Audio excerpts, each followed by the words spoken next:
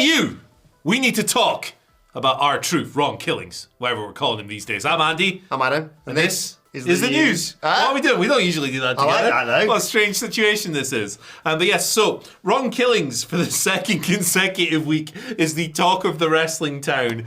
Understandably so. He, of course, returned at Money in the Bank this weekend.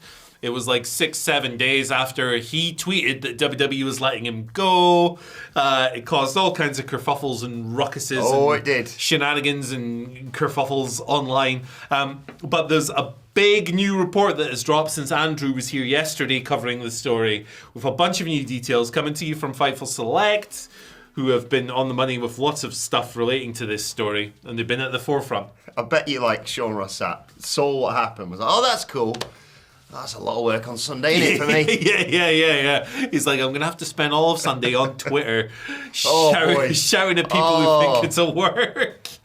But yeah, so a bunch of new details in here.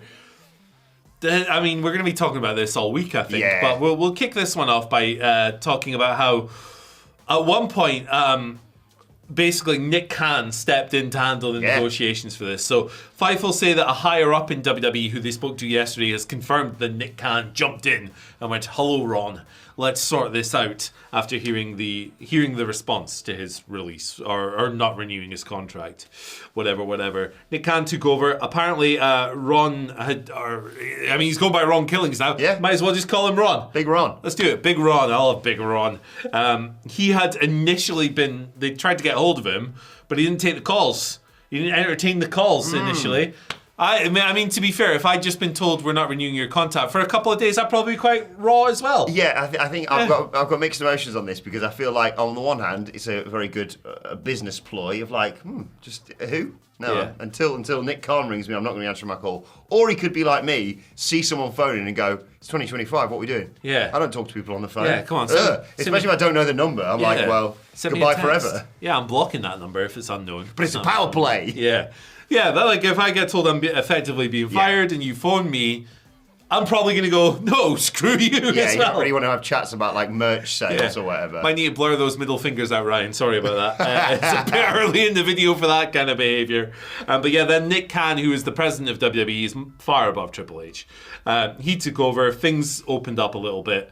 And all of that stuff. Fightful reiterating here that it's not a work as well. Just to throw that one back into the conversation. It was interesting to see who ended up on either side of that divide, wasn't there?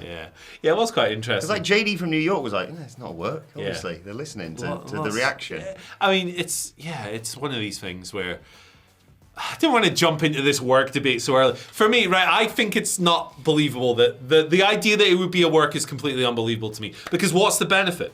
What is the benefit of it being a work beyond like a single night pop? Because they're not going to push Ron Killings. No. Like, and if it was, I'd like to think if it was a work, although I will say I think it's one of the better elements of John Cena's heel character this year. Yeah. I'd have had him own it far more, from the get-go. Yeah. Be like, it was kind of like Cena's call, actually. Yeah. He wanted to ruin wrestling, so he got rid of one of your favourites or whatever. I think Bully Ray actually pitched that when this all first happened. And I was like, that's quite a good idea, to be honest. pretty decent, yeah. But yeah, like, he just sort of had to pivot. And I'll hold my hands up, because we reported on Tuesday, obviously, we were like, oh, fan backlash, fans are chanting for truth. They were, but it was kind of like, as we pointed out last week, one of those things where it's like, understandably, fans upset about Truth losing his job or not having his contract renewed or whatever. But what I think we all thought, it's one of those things where it's going to be like, that's going to kind of overshadow some like quite good women's match probably on Monday Night Raw. Yeah. And then Money in the Bank will happen and we'll be on to talking about Seth's new stable having control of the Money in the Bank briefcase or whatever. Having said that, I did go onto the Worlds Collide YouTube feed and the chat load and I was like, I guess everyone's talking about it then still. And then it was all over Money in the Bank as well. It kind of worked perfectly. I sense if you were in the back and you knew about what you were planning for the main event, you were like, well, let's keep this going. Yeah, exactly. To me, it's just like, there's just not much credence. The Clearwater Revival to the argument. I was just thinking that. Yeah, there you go. Toot, looking out my back door. When I look out my back door and I see the rain, John Fogerty hates the rain. Where are we going with this? This is complete nonsense. But as a fortunate son, I don't believe the work thing at all. I think that would they really go as far as working their entire locker room on a week where they legitimately told Valhalla and Carlito that they're not being renewed? Yeah, I don't like the element Pretty of brutal. Yeah, it's pretty brutal. Work the promoters that had reached out to R-Truth going, hey, we'd like to book you, Chief. I don't know. I think it's a better look for WWE genuinely that they just went, the fans really want him back. I mean, I've always said WWE's the listening company, obviously. But, it's that element of it. Like when Drake Maverick got released and then posted that really emotional response to it all, and then they worked it into a storyline. It just doesn't work. Whether you're in the know or not, it doesn't work because you're like, right, so you want me to not accept next time you report, thank you for all your hard work with this company, best luck in your future endeavours. You want me every time to be like, maybe there's some... No, it's unfortunate. It's just... This is a case where the fan backlash or fan support for R-Truth was so overwhelming. Yes, obviously listen to that. And by the way, on the whole R-Truth Ron Killings thing, we'll have more on why he's changed his name on the After News later on today. Yeah. Lots of exciting stuff. I think it's really good stuff. Like, I really enjoyed Money in the Bank, regardless of the R-Truth thing as well. And we'll be reviewing that myself and the rest of the Dudley Boys later on today. But yeah, I just think it was weird that Triple H in the press conference, which is kind of like post kayfabe anyway, was like, I hope you enjoy the ride or whatever. And I was like, what are you talking about? Enjoy the show. It's all part of the show, man. As soon as he said that, I was like, okay, it's legit then. Because, imagine trusting someone that Triple H says at one of these things. In short, I don't think it's believable that this was a work. And the fact that everyone from Fightful to John Alba to PW Insider to Corey Hayes at Body Slam and Dave Meltzer has now reported that, it was legit. Also, Ron Killing said on Twitter, not a work. Yeah. After the dumbest account on Twitter, who I'm not going to name, posted something to that effect. Right, his son was on Instagram. Yes, I saw that. Telling people to shut up.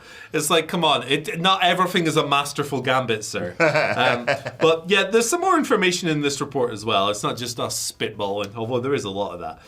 The WWE higher up that Fightful spoke to said that the truth being brought back was a good sign when it comes to listening to fan response and stuff like that, which it is, I agree. And the roster is really, really ecstatic, is the word they use here about him being back. People really who are close to R-Truth, including family members, they spoke to a bunch of people indicating that the deal was put together very late in the week. So maybe Thursday, Friday, something like that. It's like a whole Craig David song of events for R-Truth, isn't it? Indeed, yeah. Yeah, it got released on Monday. People chanted songs on Tuesday. Those aren't the right days. Yeah. But yeah. They also spoke to other people about the Ron Killings name being used. We'll talk about that a bit later on. Won't get into that right now. Ooh. But regarding the shirt that came out, the big red shirt, the people were like, Rhea had this shirt on Raw. It must be a work. Ron wore that on TV in February, bro. Good spot from Sean, that, yeah. He wore that several months ago, so I don't think that really factors into it. Yeah, and I think if we were buying into the whole work thing, I'd have the whole Judgment Day, or at least Dom and that. Yeah. When they were like, please don't wear those t-shirts on telly. You lean into it. If you're a part of the what's it called, the PSYOP for Karrion Kross, that are deliberately trying to get fans support behind it. They've got a clear strategy there of put him in the background of stuff, have him interact with people, feature him, mention him, have people think about him. The whole R-Truth thing was just don't mention him, don't remind anyone of him whatsoever, and we'll try and move past this. Yeah, agreed. So, the evidence is, to me, it's quite clear that this is a legitimate situation that they listen to. In a lot of ways, I kind of wish that Triple H hadn't said part of the show, because then it's a nice little PR win, isn't it, right? We listened and we brought him back. We heard the reaction that you guys, the affection that you guys have for Ron, and we decided that we'd made an error. And all of that stuff. There's not a great deal of good feeling towards WWE this year, understandably, I will say. Yeah. And a couple of really big wins on Saturday night. Naomi's Ms. Money in the Bank, quite right decision, by the way. And caution. And Archery, yeah, exactly. Watch out for Naomi.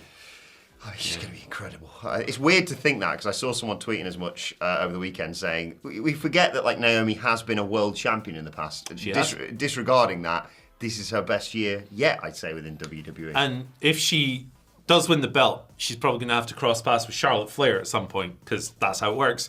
And her and Charlotte had a really good match a couple of years ago on SmackDown. Forgot about that, yeah. So like there's past there. You know what? They could do that SmackDown karaoke thing they did a while back. That was good. That was brilliant. Yeah. Bring that back. Get Tamina back out to do Triple H's thing. Down to play the game. Another aspect of this is that this totally overshadowed the Jacob Fatu turn. Yes. Like, nobody was talking about Jacob Fatu kicking some Solo. I almost called him Samoa Joe. Kicking Solo Sikoa's ass. There's not much talk about that because the R-Truth thing is so all-encompassing. It's like, to me, it's like, this isn't a bad thing, right? But it's really fascinating to me that in Big 2025, for 2 weeks, the big story has been R-Truth. It kind of shows how popular he is, right? Because, like, for... I don't know, when they have that WrestleMania main event about 10 years ago? Like, or he was seconding The Miz, all that stuff. The awesome truth. Yeah. It wasn't in the main event. 2 years ago was that, I think? A year ago? I don't know. Times are... It's like closer to 22 than 2, I think. I can't remember. But outside of the tag title win last year, he's kind of been a comedy guy, a jobber guy, like a 24/7 title. Like relief. Yes. You bring R-Truth onto TV twice a month and he tells a joke, and it's usually quite funny because he's a funny guy. It does speak volumes to like his endearing value as an entertainer and his connection with WWE's crowd that for 2 weeks he has been all that everyone is talking about. And I think that is extremely cool because he's not like been a pushed commodity for a lot of that run. It's going to be really interesting to see where they go from here with R-Truth or Ron Killings as I should call him. Big Ron. Because, you know, like you say, he was... used a lot in the last few years. He was kind of central. We did a whole quiz on him on WrestleCulture. He was central to like the 24/7 championship. But again, it's the 24/7 championship. Yeah. And then like I thought he was a brilliant addition to the Judgment Day. But again, he was like, people were like, this whole dingy big chair Judgment Day wasn't very good. Yeah. But like the Rhea Damien side of things is great. Yeah. But it's nice to have this character there to just add a bit of levity to the whole situation. Yeah. Now, and he's just fought John Cena. I know it was non-title, but he just fought John Cena at Saturday Night's Main Event. Do you run that back with the title on the line? Do you push him in with regards to other titles? I don't know. Yeah. Does he interact with Seth Rollins' new stable or what? No idea. But I think the big takeaway here, and I think the arguments yesterday kind of lost an element of this. Like whether it's a work or not, whatever you believe, the truth has kind of come out. And people believe the earth is flat. Man, exactly. You know? The good news is however it happened, R-Truth's back in WWE, so that's fantastic. Yeah, absolutely. Like at the core of this, they listened to the reaction and they went, "We made a mistake," which is good, particularly at a time when like. I feel like a lot of younger fans in particular are learning about actually, this is a big discussion, but I feel like a lot of younger fans at the moment are learning about the nature of capitalism. Yes. Through the lens of TKO's thing. Because people are like, you see a lot of like young, and I'm not gatekeeping here, I actually think this is good. You have to learn about these things. You see a lot of younger fans on Twitter and various other platforms who are like, they just care about the money, and it's like, you're getting it. You're figuring it out. This is how that's business. Yeah, this is it's cold and brutal, but this is how they do business. So it's such a wild thing. I think for Killings, right? Maybe he'll get another Cena match now. Yeah, that's good. Obviously, I think longer term. We'll speak more about him later on. Yeah. On the Mr. Iguana video that we're about to do. Oh, what a weekend for him! But yeah, hell of a week in his life. He might get something more out of it, but. We'll see how it all pans out. I think that it is ultimately good that he's back. And I think that they should probably do You'll Hear From R-Truth graphic, either for Raw or SmackDown. Yeah, I was going to say, obviously, with it being Cena, it's more likely to be on SmackDown. But he's a well-known Raw superstar. I think the pop if they do anything with him tonight, the pop he's going to get is amazing. So it's a real must-see tonight, Raw, with the title match as well. Nikki Bella's coming back just in time for Evolution 2. That's good news. Hey. You've got the spectre of Seth Rollins' cash-in hanging over everything. I would do it tonight, man. Oh! I would do it tonight. I would have Gunther on the verge of victory, and then he gets the what happens is you cash in first. Because you cash the contact, it's a triple threat. Gunther's in control. That way, the stable can beat the crap out of Gunther because it's legal. Braun Breaker spear. Seth can cash in. I think that'd be pretty that sick. fan footage because it was kind of. Yeah. Only saw the last of it. The spear he did on, I think it was El Grande Americano at Money in the Bank. He flew, and I know that's not news. Yeah. But like, I was like, he's travelled the entire entranceway. Yeah, it's like unbelievable. The Carlito one. It's been equalled. What's going on? I like that pitch though. Yeah. I mean, Jay's just wrecked right now. Yeah. He has to fight all these murderers. Man. Yeah.